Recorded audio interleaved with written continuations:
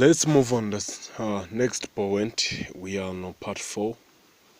Yeah, I'm Steven, Mind Education TV on Dialogue is Experience Lab. Welcome again. At last point we have talked about the light of awareness transforms the secondary personality by bringing into consciousness that which was previously hidden unconscious. Only living stillness without someone trying to be still, is capable of undoing the controlling our biological, emotional, and psychological nature has undergone. That's the previous point we have talked about. Let's continue. Welcome again. To be free of the ego is not really a big job, but a very small one. All you need to do is to be aware of your thoughts and emotions as they happen. This is one really doing, but an alert seeing. In that sense, it is true that there is nothing you can do to become free of the goal. When that shift happens, which is the shift from thinking to awareness, an intelligence far greater than the goals, cleverness begin to operate in your life. Emotions and even thoughts became the personalized through awareness. There is impersonal nature is recognized. There is no longer a self in them. They are just human emotion, human thought, your entire person history, which is your ultimate no more than story.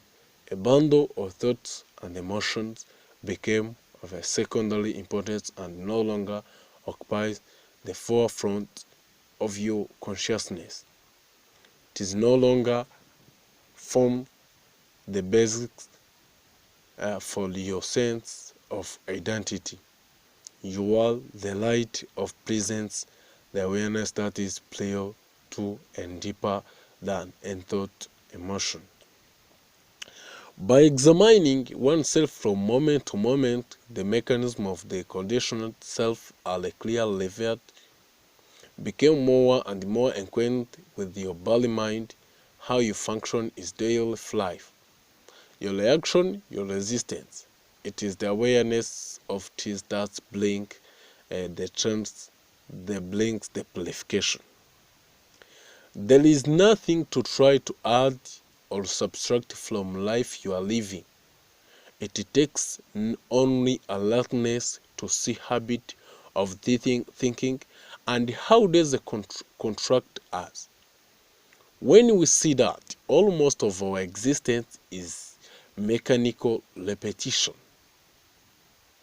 we automatically step out of the partner and into observing with the disappearance of the habit of being someone doing something. Unnaked attention remains, and in its light 11 the function of projection is made clear. The mind regains its natural sensitivity and flexibility, and at the same times we feel freedom in relation to be our environment in the open exploration, where you accept yourself. Scientifically, the day will come when you feel yourself completely autonomous and fulfilled without qualification. When we cease to identify with our body and our action and our thought, feelings, we realize that observing self or routineness is the one element in our life that never changes. Your parents have given you a shape and a name. Your education and environment attribute many qualifications to you and you identify with this. In other words, society has given you an idea of being a someone. So when you think of yourself, you think in terms of a man with all various qualifications that accompany this image. These accumulations has gone through many changes, yet you are aware of them. You can remember when you were 7, you can recall when you had no blood. This indicates that there is an observer of the change. The ability to observe change means that the change is in you. You are not in the change, for if you will, how could you observe it? So what really belongs to the insight is what is changeless is you. You are the witness of all change, but this witness never change. So the real question is, how can I become acquainted with the witness? Most people have a little control over the stream of thoughts produced by their minds and by external impact. The constantly moving flow of thought in our mind, which we can neither stop or control, take up an enormous amount of our energy. There is Zen saying, it is better to master the mind than be mastered by the mind.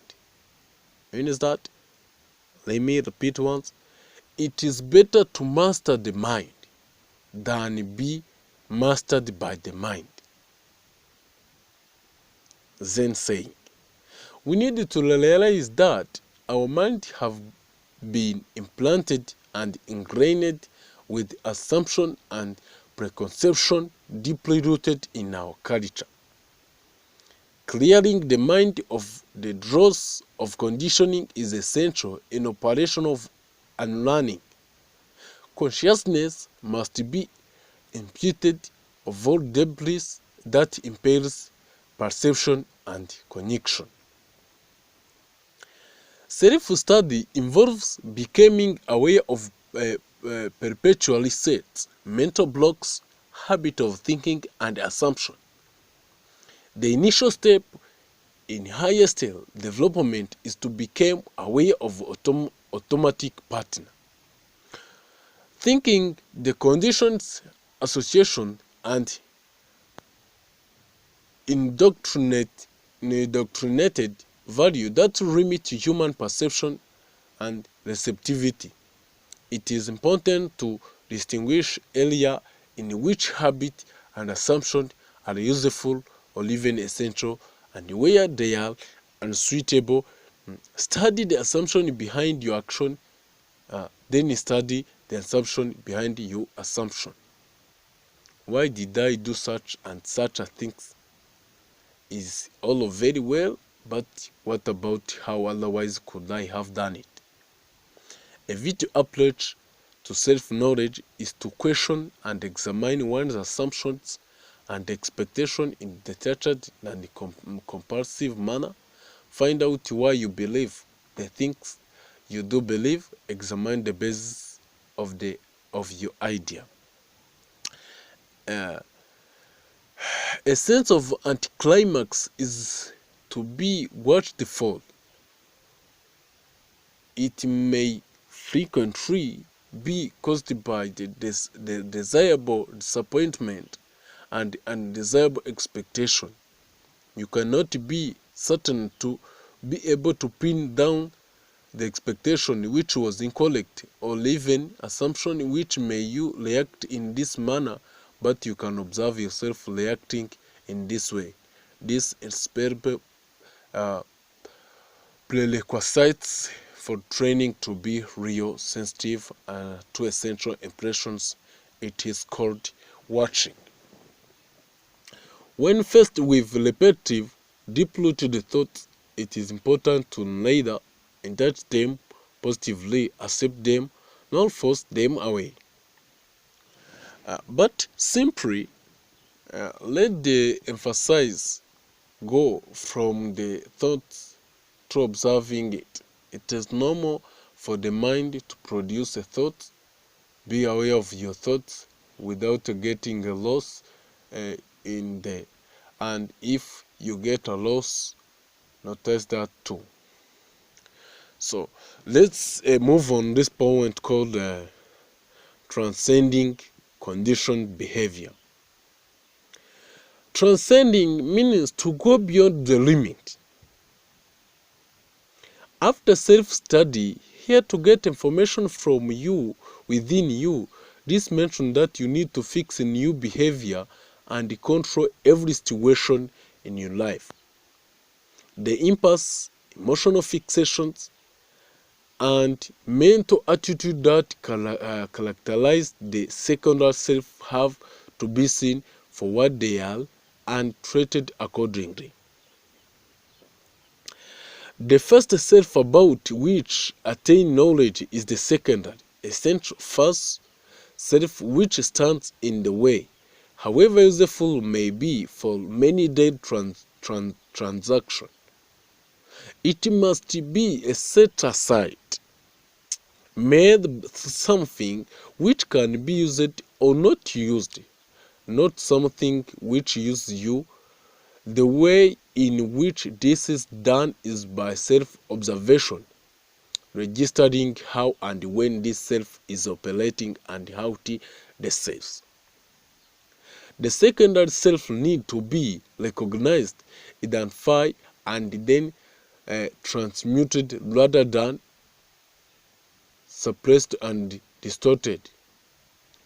The conditioned or immature self tends to control the runner and make further progress impossible until it has been brought into subjection, set aside, and transformed. What is today called the conditioning is what used to be called habit pattern based on a lower objective.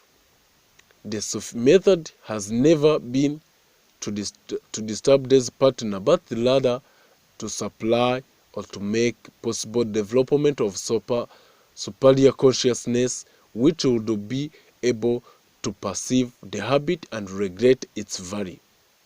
Once a person can really experience the value or otherwise, the levelness otherwise of conditioning from behavior or thought, he or she will inevitably modify it. This is what we call polishing the mirror in one of its aspects. If you have a scolding on your face, this scolding has become a habit and you don't know about it, or do know and do not know how to remove it. You will be in different state when you can see it in the mirror. Instantaneously, albeit by bit, the reflection will do its job. Couple with the other things which you see in the mirror, for within is the vision of what you could be like, since is an interior fashion. When individually develop insight into the working of their force, personality, they are more like to interact with other people without automatically reacting to the egoistic and dysfunctions behavior partner of others. We then have the opportunity of not always responding to life events based on past conditioned partners. A person attack you verbally, but instead of reacting to the insult, you see how upset and angry the person is, and you respond appropriately, perhaps by simply asking what is upsetting them. Non-reaction to ego of Allah is one of the most effective ways not only of going beyond ego in yourself, but also dissolving the collective human ego. But you can only be in a state of non-reaction if you can if you can recognize someone's behavior as coming from the ego, as being expression of the collective human diffusion, dysfunction. When you realize it's not personal, there is no longer a composition to react as if, well, by not reacting to the ego, you will often be able to bring out the sanity in others, which is the unconditioned consciousness as opposed to the conditioned. At times, you may have to take practical steps to protect yourself from deeply unconscious people. This you can do without making them into enemies. Your greatest protection, however, is the being conscious somebody became an enemy if you personalize the unconscious than is the ego. Non-reaction is not a weakness but strength. Another word for non-reaction is forgiveness. To forgive is to overlook, and rather to look through. You look through the ego to the sanity that is every human being is as his or her essence. Certain types of conditioning are useful and naturally as long as they are no reactive or other result of the partner of self-imposed conditioning. What has to be done, as with any other uh, input needed by humanity, is to regulate it, whether it be the desire for gain, then for gain, the need to achieve, so that necessary space may be found. We are a very adaptable animal and we can do many different things.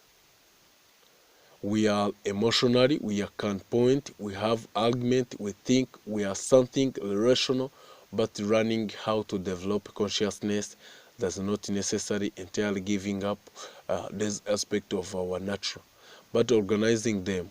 On this list as fundamental insight of both modern and traditional psychologies, an insight that has not reached many of its students. Our mental operating system is not one designed to act rational in business, in our social and emotional life, so it doesn't not allow us to simply transcend our material nature immediately. We must carry it along. We have many mental abilities, but they are basically designed for immediate survival in chaotic world. It is matter of understanding which our needs to be satisfied at any one time, and which of our mental routine is useful at any moment. Certainly, no one needs to give up those reactions useful to survive, and normally social conditioning that we need to get along in any society. It is matter of selecting and connecting them in right way, each for the right kind of thinking. Our mind are multiple, and we find it difficult to control the diverse mental ability within. This ability to choose and direct the mental system is most often unrealized at all conscious development. The very process of observing and our habitual pattern of behavior we carried out in objective, non-judgment manner will it self-modify and transform this partner. Act in daily like according to your understanding. This is very important. Take note afterwards whether you have acted in a mechanical way after you have noticed several times that you have reacted in certain way. You will begin to catch yourself in the middle of the reaction, and time will come you can be sure when you are alert before you react. So don't qualify you're doing and condemn yourself. It's enough just to see it. When you have seen, I have you have taken the charcoal out of the fire. You have removed the fixed energy that holds you partner. In simply being alert and welcoming, you are already living in your fullness. So thank you for this point. I'm Steven. Mind Education TV program is a experience lab. Welcome and thank you. See you on next point.